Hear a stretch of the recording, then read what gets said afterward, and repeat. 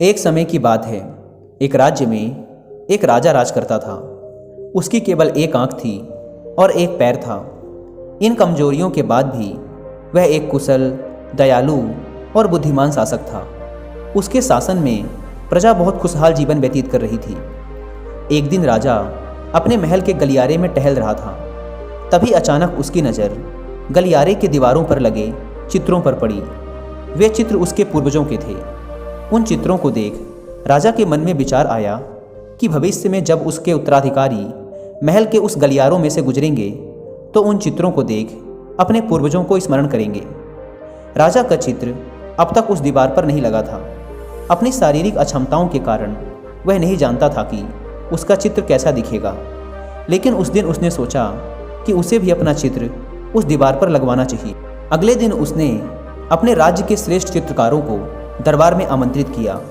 दरबार में उसने घोषणा की कि वह महल में लगवाने के लिए अपना सुंदर चित्र बनवाना चाहता है। जो उसका सुंदर चित्र बना सकता है वह चित्रकार आगे आए। चित्र जैसा बनेगा वैसा ही उस चित्रकार को इनाम दिया जाएगा।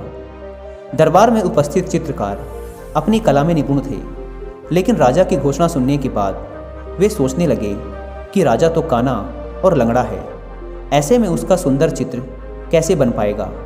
चित्र सुंदर नहीं दिखा तो हो सकता है राजा क्रोधित होकर उन्हें सजा भी दे दे। यह विचार किसी को भी आगे आने का साहस ना दे सका।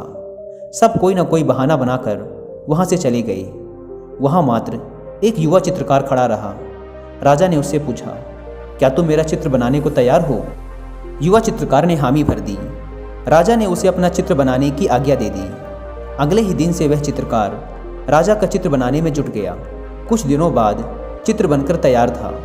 जब चित्र के अनावरण का दिन आया तो दरबार में दरबारी सहित वे सभी चित्रकार भी उपस्थित हुए जिन्होंने राजा का चित्र बनाने से इनकार कर दिया था।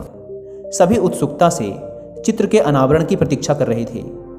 जब चित्र का अनावरण हुआ तो राजा सहित सबके मुंह खुले के खुले रह गए। चित्र बहुत ही सुंदर बना था। उस चित्र में राजा दोनों तरफ पैर कर घोड़े पर बैठा हुआ था, जिसे एक ओर से चित्रित किया गया था और उसमें राजा का एक ही पैर दिखाया गया था। साथ ही राजा धनुष चढ़ाकर एक आंख बंद कर निशाना साध रहा था, जिससे उसके काने होने की कमजोरी भी छुप गई थी। यह चित्र देख राजा बहुत प्रसन्न हुआ। चित्रकार ने अपनी बुद्धिमत्ता से उसकी अक्षमताओं को छुपाकर एक बहुत सुंदर चित्र बनाया था। राजा ने उसे पुरस्कृत करने के साथ ही अपने दरबार का मुख्य चित्रकार भी बना दिया।